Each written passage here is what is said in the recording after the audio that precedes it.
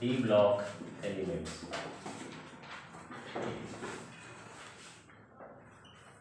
Elements in which the last electron is filled in d orbital. They are present in groups 3rd to 12th. ठीक है जी। अब देखिए दो, एक तो 3D में गिर रहे हैं electrons, 3D 4D 5D 6D, ठीक है। तो 3D में जो गिर रहे हैं scandium, titanium, vanadium, chromium, manganese, iron, cobalt, निकल, कॉपर, जिंक, ठीक है। इसका एटॉमिक नंबर 21, ये 22, 23, 24, 25, 26, 27, 28, 29, 30। ये 3rd ग्रुप हो गया, ये 4th, ये 5th, ये 6th, ठीक है जी। ये 7th, ये 8th, ये 9th ग्रुप है, ये 10th, ये 11th एंड ये 12th ग्रुप है। तो ये 3rd पीरियड में है, ये 4th पीरियड है, 4th पीरियड में, 4th पीरियड, ठीक है।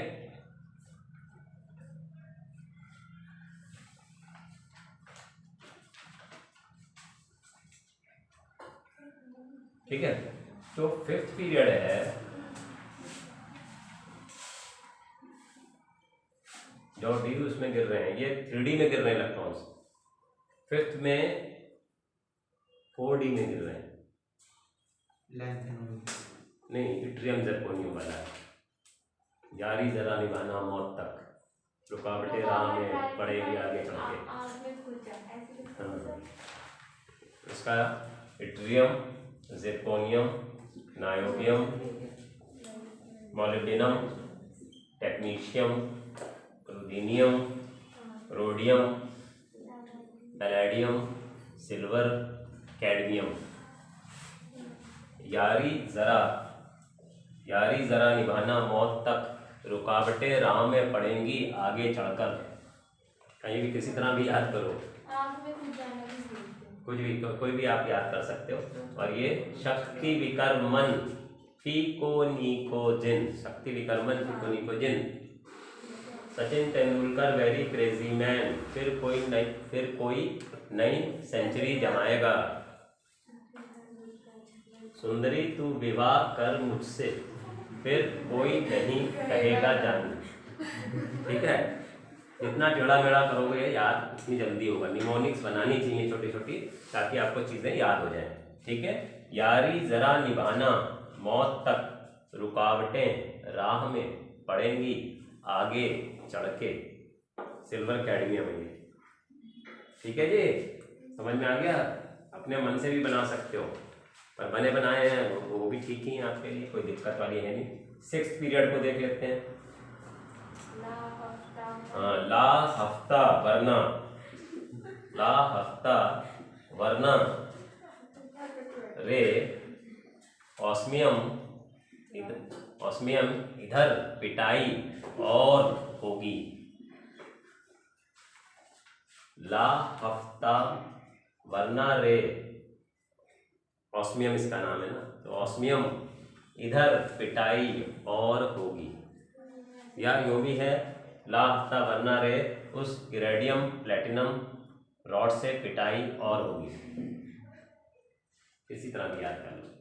ठीक है, अब ये इसके अंदर, इसमें 3D में भरे जा रहे हैं, इसमें 4D में भरे जा रहे हैं, इसमें 5D में भरे जा रहे हैं। ठीक है, इसके बाद जो है वो ज़्यादातर जो है रेडियो एक्टिव वाले चीज़ें आ जाती हैं। यहाँ पे जो लैंथेनाइड है 4F भरा जा रहा है। ठीक है, अब ये जो 3rd वाले हैं ये हमारी लाइफ में बहुत काम में आ रहे हैं। हालांकि ये भी हैं, सिल्वर है, गोल्ड है, प्लेटिनम है, मरकरी है, ये भी काम में आ रहे हैं, पर ये हम लोग की जनरली ज़िंदगी में बहुत काम आते हैं। थर्ड 3D सीरीज वाले जितने एलिमेंट्स हैं ये हमारी लाइफ में बहुत काम आते हैं। अब इसका एटॉमिक नंबर 21 है, तो इट्रियम का एटॉमिक नंबर कितना होगा? 18 बढ़ा दो, क्योंकि यहाँ पे लेंथनम आ रहा है वो 14 इनके तो बाद में बढ़ेंगे एफ वाले, तो वो 5th पीरियड में 18 बढ़ जाएगा, तो इसको 18 बढ़ा दिया तो क्या हो जाएगा 39, ये 40 41 हो जाएंगे, चलता जाएगा। ठीक है, अब यहाँ पे लेंथनम है, इसके बाद वाले में 32 का रोल आएगा, अभी तो 18 का ही रोल होगा लेंथनम के बाद वाले में। ठीक है, इसमें 18 बढ़ा दोगे तो लेंथनम कितना हो जाएगा 57, 18 ही बढ़ना, इसके बाद वाले में 32 बढ़ता है। ठीक है, एनीवे मोस्टली जो हमारे क्वेश्चंस हैं इस थर्ड 3D सीरीज पे हैं, और बहुत ज़रूरी नहीं है कि सबको याद किया जाए, पर याद हो जाए तो अच्छी बात है, आपको आसानी रहती है, कॉन्फिडेंस ज़्यादा रहता है, नहीं हो रही तो भी कोई दिक्कत नहीं है। ठीक है, यारी जरा निभाना मौत तक, रुकावटें राह में पड़ेंगी आगे चढ़ के, ला हफ्ता वरना रे ऑस्मियम इधर पिटाई और होगी। ये इरिडियम है, प्लेटिनम है, गोल्ड है, सिल्वर, गोल्ड है, मरकरी है। ठीक है, हटाएं इसको। अब ये जो एलिमेंट्स जितने हैं इनके अंदर कॉपर की और क्रोमियम की जो कॉन्फ़िगरेशन है वो एक्सेप्शनल है, ये 11th में हम लोगों ने की थी। क्रोमियम 24 है, 1s 2s 2p 3s 3p 4s 3d 2 2 6 2 6 2 4। ठीक है, और अभाव के हिसाब से इस तरह से भरा जाएगा इंक्रीजिंग ऑर्डर ऑफ एनर्जी में। बट अगर इसका एक इसमें चला जाए तो 3d 5 हो जाएगा, तो मोर स्टेबल हो जाएगा। Half filled and fully filled orbitals are more stable, इसमें से एक इलेक्ट्रॉन इसमें चला जाता है, तो 1s2 2s2 2p6 3s2 3p6 3d5 4s1, ये इसकी कॉन्फ़िगरेशन एक्चुअल में होती है। s में एक इलेक्ट्रॉन और d में 5, क्योंकि half filled and fully filled are more stable. ऐसे ही कॉपर का हाल है, कॉपर 29 है, 1s 2s 2p 3s 3p 4s 3d 2 2 6 2 6 2 9, इसमें से एक इलेक्ट्रॉन इधर चला जाएगा और हम इसको लिख देते हैं 3d10 4s1। तो कॉपर की और इसकी कॉन्फ़िगरेशन एक्सेप्शनल है।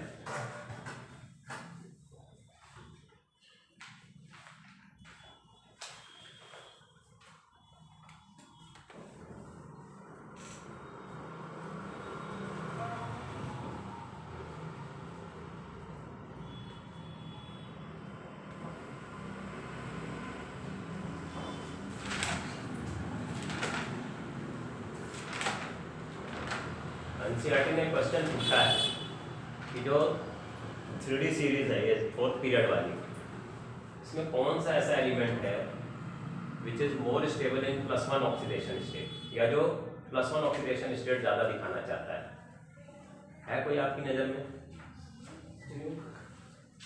जिंक तो +2 दिखाता है, मैंगनीज तो 2 से लेके 7 तक दिखाता है। यस, कॉपर, ये कॉपर में देख नहीं रहे 3d10 4s1, s का एक इलेक्ट्रॉन खोएगा, तो copper shows +1 oxidation state more frequently.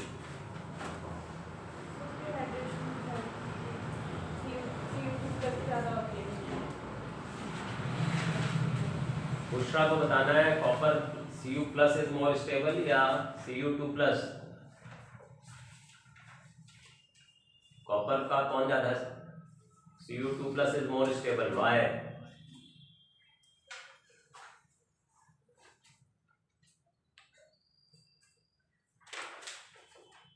शाबाश, बिल्कुल ठीक कह रही है ये कि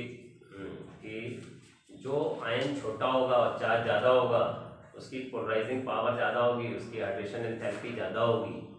तो कॉपर जब +2 में होता है तो उसकी हाइड्रेशन एंथैल्पी ज़्यादा होती है, इसलिए कॉपर जो है, क्वेश्चन पूछा जाता है कि कॉपर +1 में ज़्यादा स्टेबल है या +2 में है।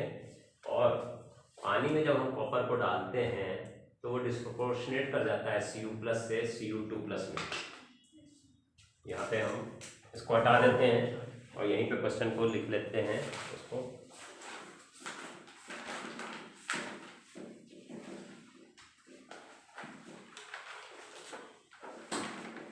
इसको सब हटा देते हैं, यहीं पे लिख देते हैं क्वेश्चन को।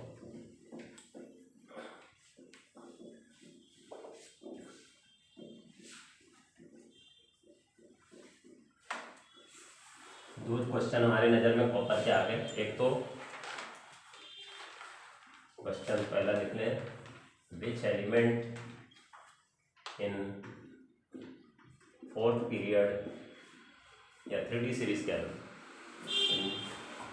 3D series shows +1 oxidation state most commonly. तो आप उसमें कहेंगे कॉपर, आंसर में कॉपर, क्योंकि कॉपर में 3D10 4s1 होता है, तो एक इलेक्ट्रॉन खो देगा तो 3D10 में स्टेबलाइज हो जाएगा, नोबल गैस कॉन्फ़िगरेशन आ गई। ठीक है, इसलिए ऐसा करता है। और क्वेश्चन 2 है, why Cu2+ is more stable in aqueous solution than Cu+। तो उसमें आपको आंसर देना है D.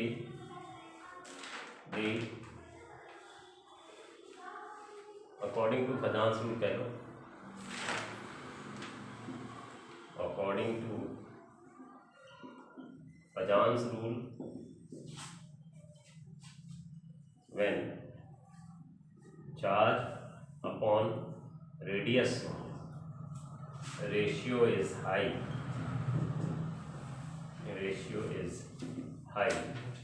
then the species has higher polarizing power,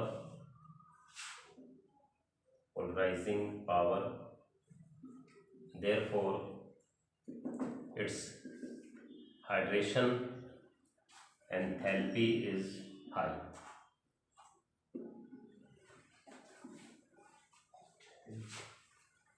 Hence Cu2+ has higher hydration enthalpy, therefore more stable,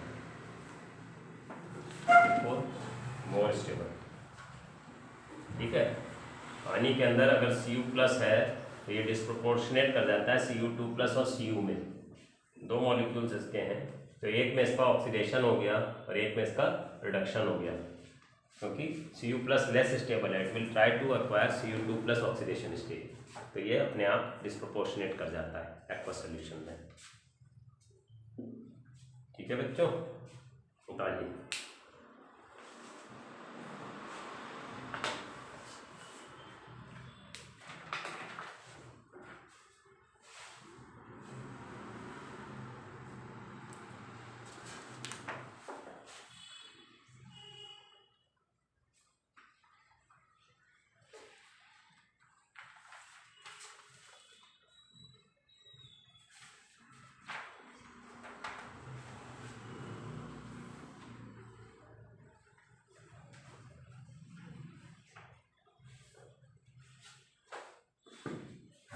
हाँ जी बच्चों, इसको हटा दें, कॉपर के बारे में समझ में आ गया।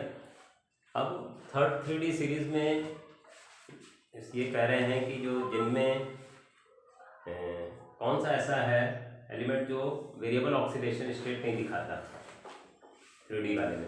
जिंक और जिंक नहीं दिखाता, कॉपर दिखाता। चलिए 3D में अब पहले हम लोग ट्रांजिशन एलिमेंट कर लें, फिर ट्रांजिशन एलिमेंट कौन सा है 3D वाले में जो वेरिएबल ऑक्सीडेशन स्टेट नहीं। जिंक तो ट्रांजिशन है ही नहीं। ट्रांजिशन एलिमेंट वो होता है जिसका d ऑर्बिटल पार्टली फिल्ड हो इन ग्राउंड स्टेट और in stable oxidation state. Zinc +2 में भी d फुल्ली फिल्ड है, नॉर्मल में भी फुल्ली फिल्ड है, तो वो तो आउट है, वो तो ट्रांजिशन है ही नहीं। सिल्वर 3D में नहीं है, सिल्वर 4D में है। कॉपर भी नहीं है, कॉपर +2 एंड +1 तो अभी दिख रहा है हमें यहाँ। मैंगनीज तो बहुत सारी वेरिएबल ऑक्सीडेशन स्टेट दिखाता है। शाबाश।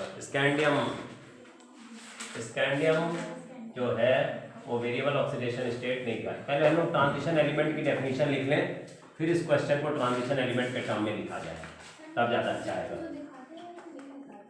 देखिए कॉपर तो आप देख ही रहे हो, +1 और +2, तो कॉपर थोड़ी है नॉन वेरिएबल नहीं दिखाता है। सर मतलब पूछ रहे हो कौन दिखाता है? कौन नहीं दिखाता है? दिखाते तो सारे ही हैं।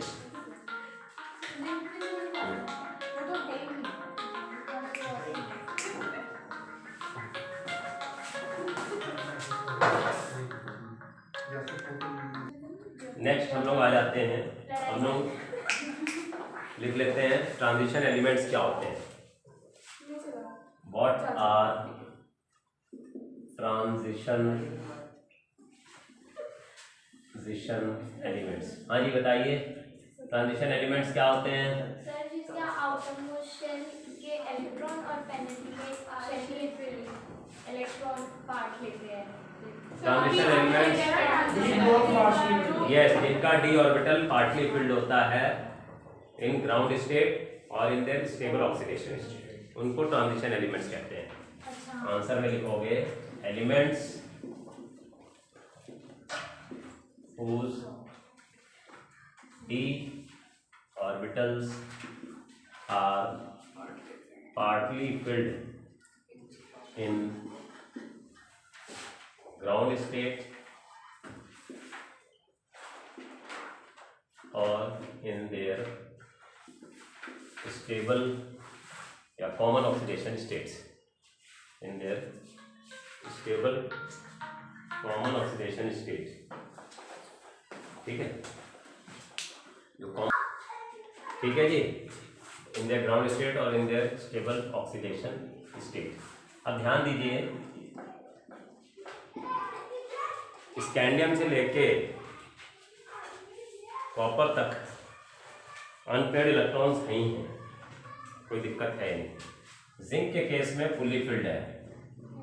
ठीक है, आप ये भी कह सकते हो सर कॉपर में भी एक्सेप्शनल कॉन्फ़िगरेशन की वजह से डी फुल्ली फिल्ड है, और कॉपर जब +2 में आएगा तो डी पार्टली फिल्ड हो जाएगा, तो उसमें कोई दिक्कत नहीं आएगी। कॉपर तो है ही ट्रांजिशन, बट जैसे जिंक 30 है, 3d10 4s2 है, तो यहाँ भी डी फुल्ली फिल्ड है, और जिंक का स्टेबल ऑक्सीडेशन स्टेट है +2, तो +2 में 2 इलेक्ट्रॉन्स निकल गए तो यहाँ भी फुल्ली फिल्ड है, तो इसलिए देखो zinc is not a transition element. Zinc cadmium mercury जो थे ना, एक के नीचे एक, ये सब नॉन ट्रांजिशन है, नॉन ट्रांजिशन, क्योंकि डी ऑर्बिटल फुल्ली फिल्ड है ग्राउंड स्टेट में भी और स्टेबल ऑक्सीडेशन स्टेट में भी। Zinc is not a transition element. ठीक है, कॉपर को आप कह रहे थे कि सर कॉपर 29 है, 3d10 4s1 है। सिल्वर का भी हाल ऐसा ही है, 4d10 5s1। इनमें डी ऑर्बिटल फुल्ली फिल्ड है, बट कॉमन ऑक्सीडेशन स्टेट अगर Cu2+ लोगे तो 3d9 हो जाएगा, इसमें Ag2+ लोगे तो 4d9 हो जाएगा। तो अनपेयर्ड तो हो गए ना, सब में 5 ऑर्बिटल्स होते हैं डी में, 1 2 3 4 5 6 7 8 9, एक अनपेयर्ड रह गया ना। तो इनके स्टेबल ऑक्सीडेशन स्टेट में आयन के फॉर्म में इनके अंदर डी ऑर्बिटल पार्टली फिल्ड है, पर जिंक में एटॉमिक स्टेट है as well as ionic state, दोनों में डी ऑर्बिटल फुल्ली फिल्ड है। तो जिंक कैडमियम मरकरी ये जो है 12th ग्रुप वाले, दे आर नॉन ट्रांजिशन। ठीक है, एनसीईआरटी ने क्वेश्चन पूछा है कि भाई जिंक को तो आपने कह दिया नॉन ट्रांजिशन क्योंकि डी फुल्ली फिल्ड है, पर ये भेदभाव क्यों कर रहे हो? कॉपर में भी तो डी फुल्ली फिल्ड है, सिल्वर में भी फुल्ली फिल्ड है, उनको नहीं कह रहे कुछ। तो उसमें क्या बताएंगे आप कि उनका जो स्टेबल ऑक्सीडेशन स्टेट है उसमें अनपेयर्ड है डी ऑर्बिटल में इलेक्ट्रॉन्स, इसलिए दे आर ट्रांजिशन एलिमेंट्स। ठीक है जी। Yes, sir. तो अभी एग्जाम्पल लिख लीजिए, लिखे रहेंगे कॉपी में तो आपको आइडिया रहेगा कि ये भी क्वेश्चन डिस्कस हुआ था। बता दीजिए।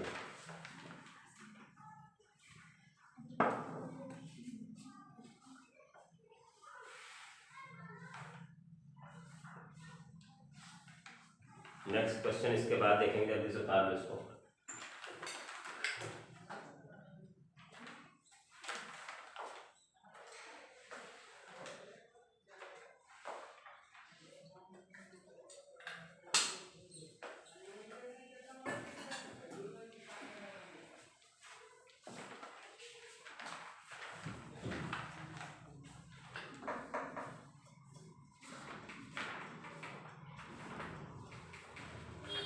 जो ट्रांजिशन एलिमेंट्स हैं, ठीक है, उनमें enthalpy of atomization is very high. Question NCERT का ही है कि why transition elements have high enthalpies of atomization. और ये भी देखना पड़ेगा what is enthalpy of atomization. तो कोई बता सकता है what is enthalpy of atomization? Yes, 1 mole of crystalline solid को अगर हम उसको गैसियस एटम के फॉर्म में कन्वर्ट करते हैं तो जितनी एनर्जी लगेगी that is enthalpy of atomisation. मतलब है सॉलिड से गैसियस फॉर्म में ले रहे हैं, एक तरह से सब्लिमेशन एंथैल्पी समझो। ठीक है, जैसे आयरन मेटल है, ठीक है, सॉलिड फॉर्म में है। अब इसके बहुत सारे एटम्स हैं इसके अंदर और एटम एटम को अलग कर रहे हैं, तो क्या करेंगे, बहुत हाई टेम्परेचर देना पड़ेगा, पहले लिक्विफाई करेंगे फिर उसको और हीट करेंगे तब वेपर बनेंगे। तो आयरन सॉलिड से आयरन गैसियस फॉर्म में ला रहे हो तो जितनी निकलेगी energy that is enthalpy of atomization. Enthalpy of atomization या उसको सब्लिमेशन एंथैल्पी भी कह देते हैं।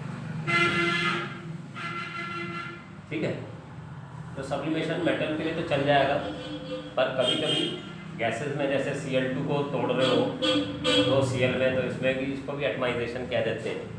बट यहाँ पे जो हम बात कर रहे हैं वो इनकी बात कर रहे हैं, इसकी गैसेस वाली बात ही नहीं कर रहे हैं।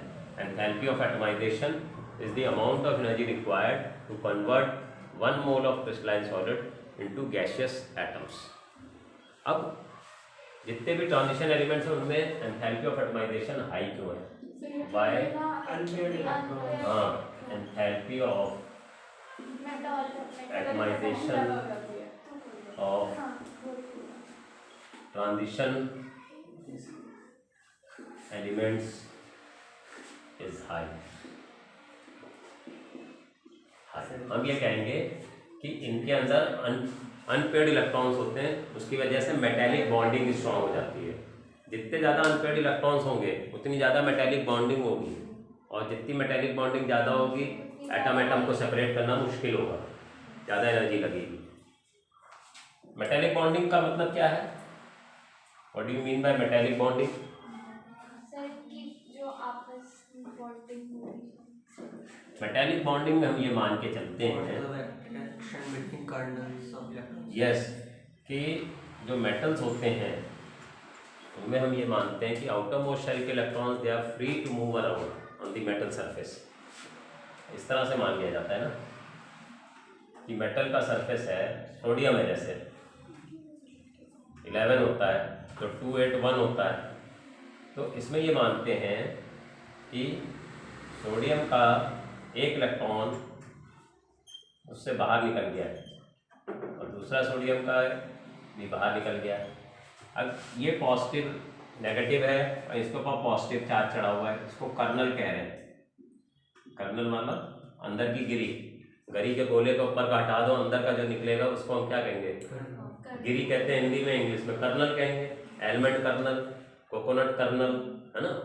तो ये ऊपर वाला जो इसके अंदर इस तरह से था, ये बाहर वाला इलेक्ट्रॉन्स निकल गया, यहाँ पे 2 हैं, यहाँ पे 8 हैं, एक बाहर वाला निकल गया तो ये शेल ही गायब हो जाएगा। तो उसी तरह से जो मेटल्स का आउटर मोस्ट शेल का इलेक्ट्रॉन्स है, जो अनपेयर्ड इलेक्ट्रॉन्स होते हैं, वो फ्री होते हैं मूव करने के लिए। अब ये नेगेटिव है, ये पॉजिटिव है, तो इनके बीच में एक फोर्स ऑफ अट्रैक्शन डेवलप हो जाता है, इसी को कहते हैं मेटेलिक बॉन्ड। इनके बीच में जो फोर्स ऑफ अट्रैक्शन डेवलप हो गया है, इसी को कहते हैं मेटेलिक बॉन्ड। इसी की वजह से मेटल को खींचोगे तो तार बन जाएगा और पीटोगे तो शीट बन जाएगा। नॉन मेटल्स में ये बात नहीं है। तो नॉन मेटल्स में क्या होता है, पीटते ही वो चूर चूर हो जाता है। कोयले को पीटोगे तो क्या होगा, चूर चूर हो जाएगा। Is it clear? तो वहाँ पे मेटेलिक बॉन्डिंग नहीं है, और जितने ज़्यादा अनपेयर्ड इलेक्ट्रॉन्स होंगे उतनी ज़्यादा मेटेलिक बॉन्डिंग होगी।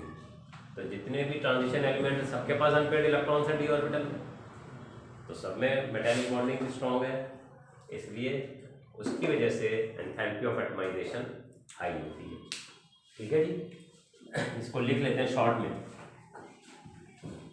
एक तो एंथैल्पी ऑफ एटमाइजेशन क्या है, उसके बाद मेटेलिक बॉन्डिंग के बारे में लिख लेते हैं।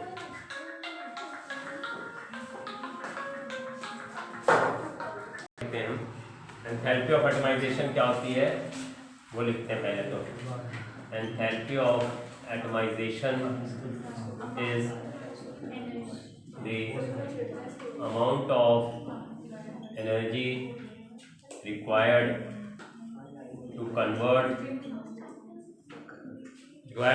amount of energy required to convert 1 mole of solid into gaseous atoms। ठीक है, और ट्रांजिशन एलिमेंट्स के अंदर एटमाइजेशन ज्यादा होने का कारण है unpaired electrons, metallic bonding.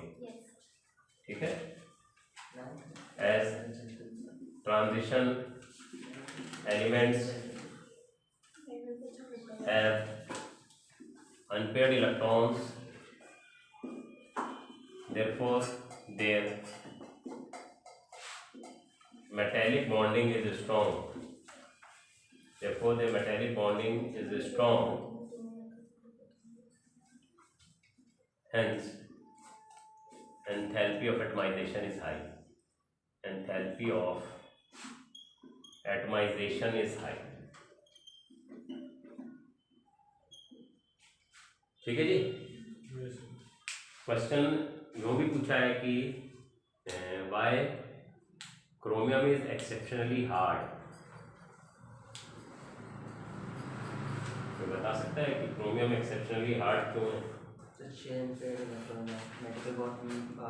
Metallic bonding बहुत ज़्यादा। यस, जितने ज़्यादा अनपेयर्ड इलेक्ट्रॉन्स होंगे मेटालिक बॉन्डिंग ज़्यादा होगी, और उसकी वजह से हार्ड भी हो जाता है। तो क्रोमियम में 6 अनपेयर्ड इलेक्ट्रॉन्स हैं, तो उसकी वजह से क्रोमियम एक्सेप्शनली हार्ड हो गया, क्योंकि 6 अनपेयर्ड इलेक्ट्रॉन्स हैं, मेटालिक बॉन्डिंग ज़्यादा हो गई, और जब मेटालिक बॉन्डिंग ज़्यादा होगी तो हार्ड भी होगा।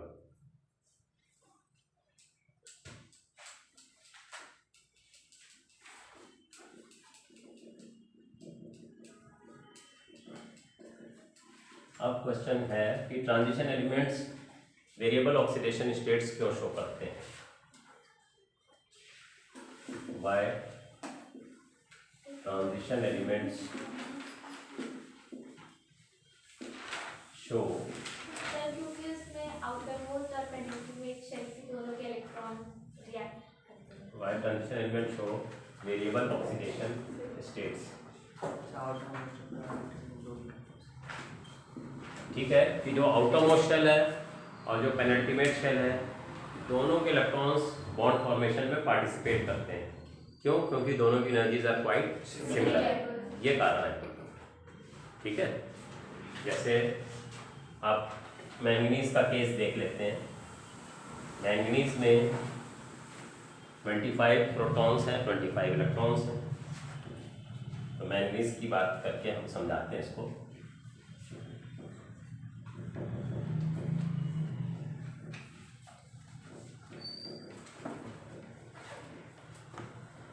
मैंगनीज में 25 है, 3d5 4s2।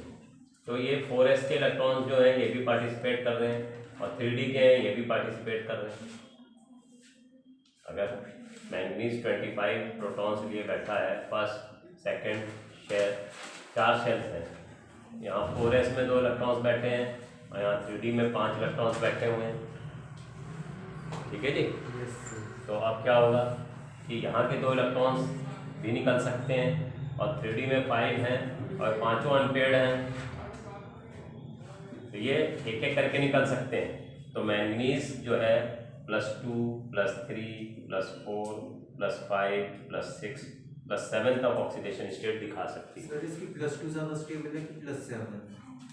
एक्चुअल में क्या है कि +2 को बनाना आसान है, 2 एस के निकाल दिए तो +2 में स्टेबलाइज हो जाएगा।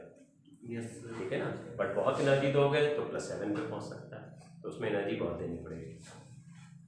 ठीक है, तो ये वेरिएबल क्यों दिखा रहा है? क्योंकि outermost shell as well as penultimate shell electrons both take part in formation bond formation because their energies are quite similar.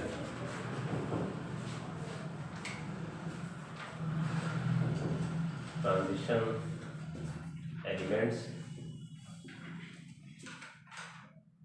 electrons of both the outermost shell and penultimate shell, that is last but one shell, that is last but one shell, both take part in bond formation. Penultimate shell take part in bond formation because their energies are quite similar because the energies are quite similar. उनकी energies में ज़्यादा difference नहीं है, दोनों ही participate कर पाते हैं bond formation. बता लीजिए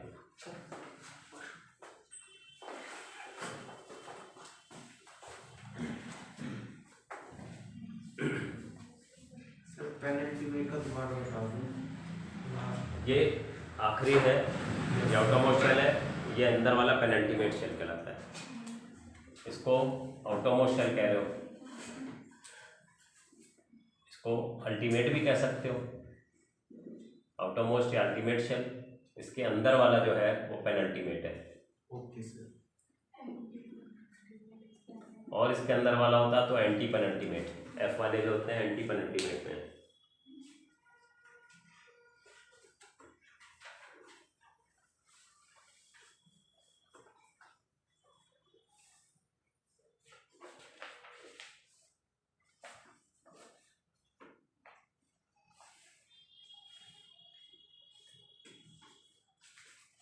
ठीक है, एनसीईआरटी का एक क्वेश्चन करेंगे हम लोग। उसके अंदर ये कह रहा है कि कॉपर की E0 वैल्यू पॉजिटिव क्यों होती है?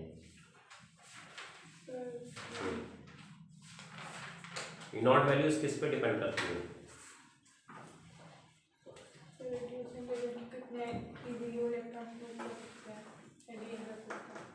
E0 वैल्यूज 3 फैक्टर्स पे डिपेंड करती हैं। एटमाइजेशन, आयनाइजेशन और हाइड्रेशन। यस, एटमाइजेशन पे, हाइड्रेशन पे और आयनाइजेशन, 3 एनर्जीज पे डिपेंड करती है।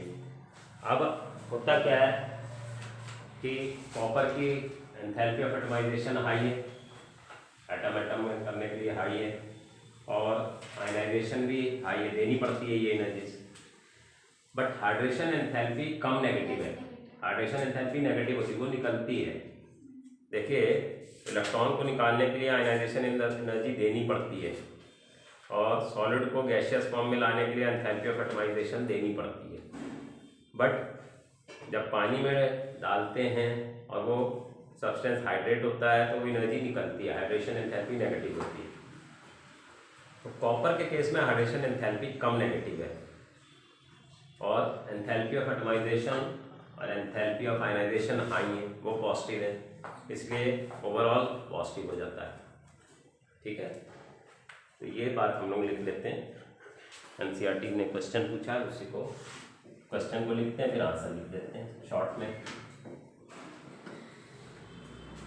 अगर E0 वैल्यू किसी की ज़्यादा पॉजिटिव है, इसका क्या मतलब है? हाँ जी, किसी की E0 वैल्यू पॉजिटिव का, यस, लेस रिएक्टिव मेटल है और जिसकी ई नॉट ज़्यादा नेगेटिव है वो आसानी से इलेक्ट्रॉन दे सकता है, ठीक है, वो ज़्यादा रिएक्टिव मेटल कहलाता है। बट कॉपर कम रिएक्टिव है, हाइड्रोजन से नीचे आता है रिएक्टिविटी में, ठीक है। क्वेश्चन थर्ड में लिख लेते हैं कि why E naught Cu2 plus oblique Cu is positive. वैसे इसकी नॉट जो होती है 0.34 वोल्ट है पॉजिटिव में, ठीक है। सोडियम वगैरह जो है उनकी नेगेटिव होती है -2.7 वगैरह के आसपास है। जो ज़्यादा रिएक्टिव मेटल है उसकी नेगेटिव होती है। तो इसमें आंसर में हम लेंगे कि E naught values depend on 3 factors. Number 1, enthalpy of atomization या sublimation. Enthalpy of atomization. Number 2, ionization enthalpy. And number 3, hydration enthalpy.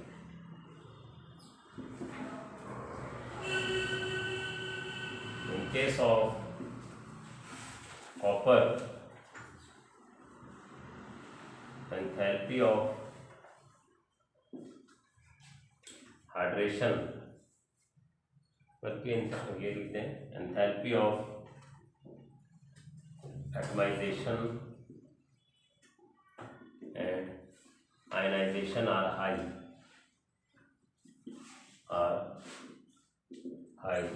and hydration enthalpy is less negative. Enthalpy is less negative, therefore its E naught value is positive. E naught value क्या है, मतलब है कितनी आसानी से reduce हो रहा है, ये रिडक्शन पोटेंशियल के टर्म्स में कितनी आसानी से रिड्यूस हो रहा है, ठीक है। तो जो ज़्यादा रिएक्टिव मेटल होते हैं उनकी नॉट वैल्यू नेगेटिव होती है, जो कम रिएक्टिव होते हैं उनकी पॉजिटिव होती है। और कॉपर की पॉजिटिव होने का ये कारण है कि ये दोनों एंथैल्पी हाईली पॉजिटिव है, ये हाइड्रेशन एंथैल्पी कम नेगेटिव है, तो overall E naught value positive आ जाती है।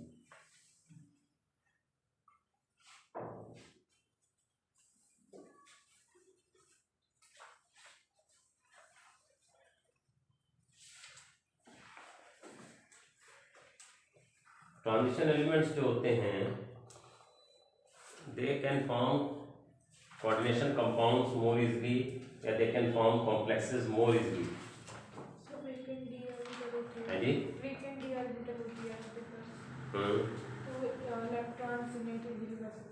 ठीक है। Charge on central metal is high, charge ज़्यादा होता है तो उसकी वजह से भी, और कोई कारण? साइज स्मॉल होता है, साइज ज़्यादा, साइज छोटा और चार्ज ज़्यादा होने की वजह से इफेक्टिव न्यूक्लियर चार्ज बढ़ जाता है, ठीक है, उसकी वजह से।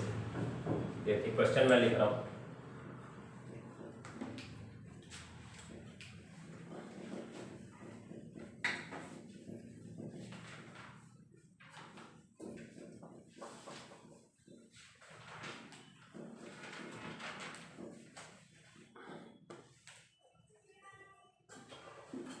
why transition elements form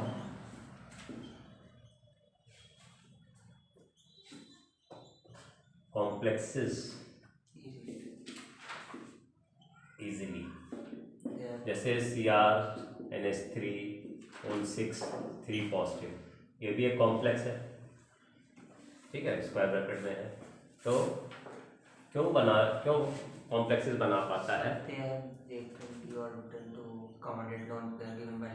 yes, इनके पास 6 मेहमान आ रहे हैं, तो किसी के घर में मेहमान आने के लिए 2 चीज़ें चाहिए, एक तो घर में जगह और एक दिल में जगह, ठीक है ना।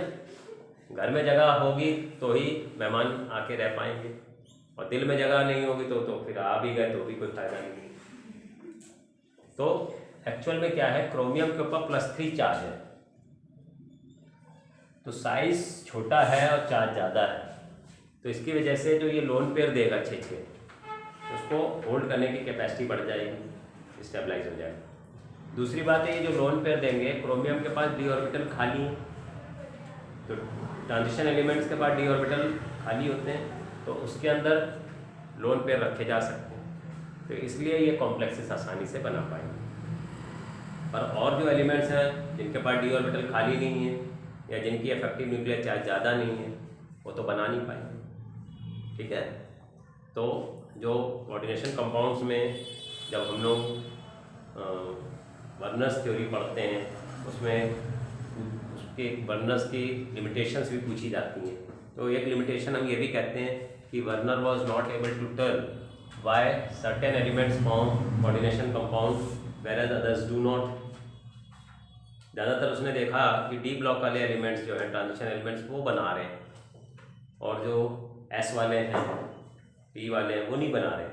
तो उसका लॉजिक बाद में आया, वर्नर ने तो नहीं दिया था, बाद में ये लॉजिक आया कि जो ये ट्रांजिशन एलिमेंट्स हैं, इनके साइज छोटे हैं, चार्ज ज़्यादा हैं, तो उसकी वजह से इनका इफेक्टिव न्यूक्लियर चार्ज ज़्यादा होता है, तो एक्स्ट्रा इलेक्ट्रॉन्स होल्ड कर पाते हैं जो डोनर्स देते हैं। इसके अलावा इनके पास खाली जगह है, they have vacant D orbitals in which these extra electrons can be accommodated, इसलिए ये बना पाते हैं। ठीक है जी, तो इनका दोनों पॉइंट शॉर्ट में लिख लेते हैं।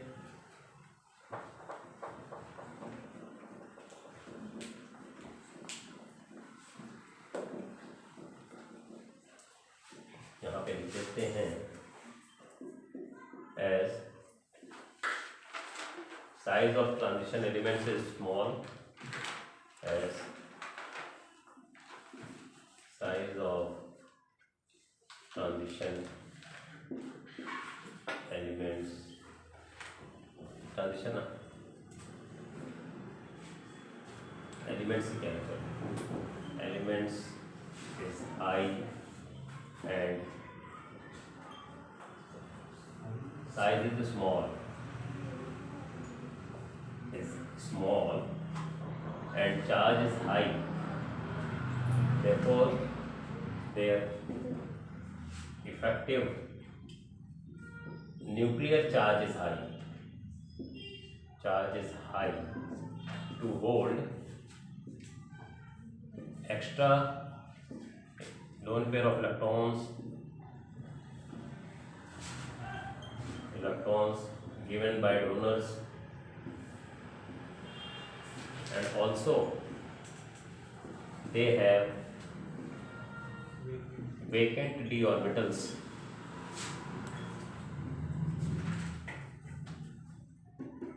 to accommodate the lone pair of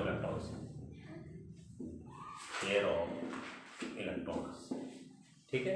extra lone pair of electrons जो आए उनको रखने की जगह है, और इफेक्टिव न्यूक्लियर चार्ज है तो उनको होल्ड भी कर पा रहे हैं, तो इसलिए वो स्टेबल हो पा रहे हैं। अगर स्टेबलाइज नहीं होंगे तो इलेक्ट्रॉन मिल भी जाएं तो भी वो कंपाउंड ब्रेक कर जाएगा, तो ये कॉम्प्लेक्स बने ही रहते हैं क्योंकि स्टेबलाइज हो जाते हैं इनकी वजह से।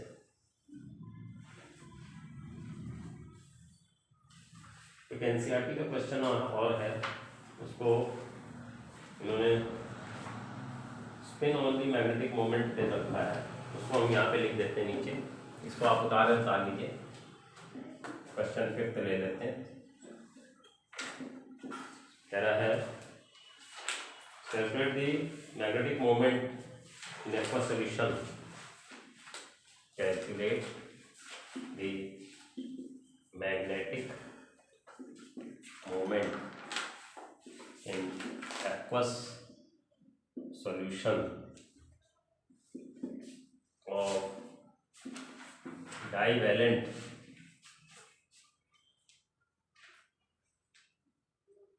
ion with atomic number 25. Divalent ion with atomic number 25.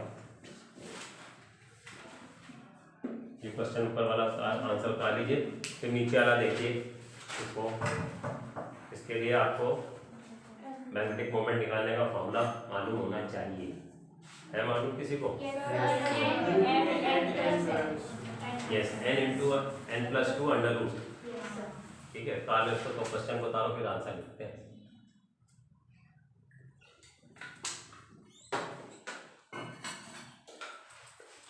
Magnetic moment is equal to n/n+2 under root. n क्या है? Unpaired electrons, unpaired electrons, number of unpaired electrons. इसको सॉल्व करिए, देखिए वैल्यू कितनी आ रही है। हम लोग ट्राई करिए, सॉल्व करिए।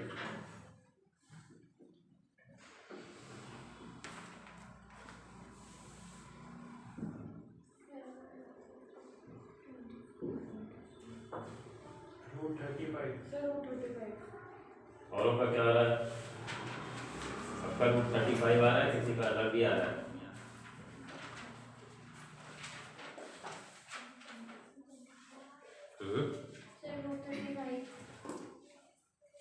चलिए देखते हैं, ऊपर से इसको हटा देते हैं।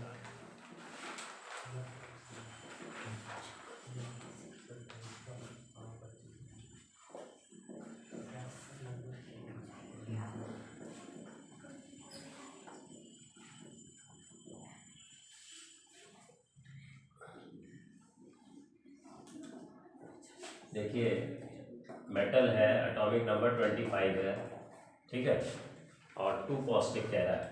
वैसे तो है मैंगनीज ही है, मैंगनीज का एटॉमिक नंबर 25 है। तो हम इसकी कॉन्फ़िगरेशन पहले नॉर्मल स्टेट में लिख लें। 1s 2s 2p 3s 3p 4s 3d 2 2 6 2 6 2 और 5। देखिए इलेक्ट्रॉन यहाँ से निकलेगा, आउटरमोस्ट शेल से निकलेगा। भरेंगे ऑबो के हिसाब से, इसकी एनर्जी ज़्यादा है, इसकी कम है, बट ये आउटरमोस्ट शेल में है तो यही पहले निकलेगा। तो जब M2+ लोगे तो यहाँ पे एंड में 3d5 रह जाएंगे, ठीक है। और तो ये ऐसा है, और 3d5 का मतलब है कि 5 अनपेड इलेक्ट्रॉन्स हो गए, ठीक है। तो अब फॉर्मूला लगा देंगे और इसके हिसाब से सॉल्व कर लेंगे।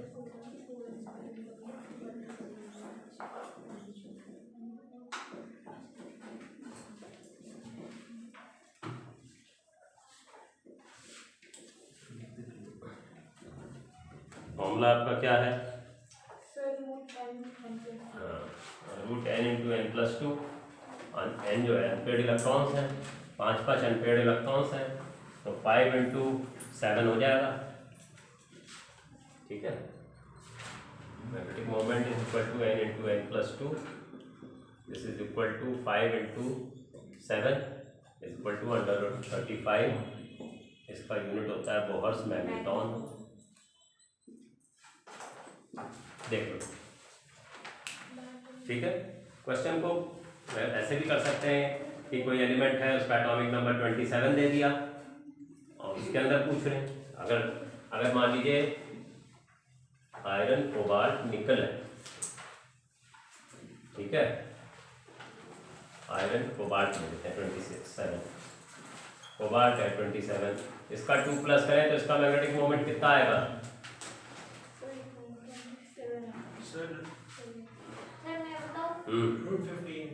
यस, क्योंकि 3 अनपेड होंगे, 3d7 होगा, 7 के अंदर आप अनपेड देख लो, 1 2 3 4 5 6 7, 3 अनपेड होंगे तो 3 × 5 √15 आ जाए, ठीक है जी।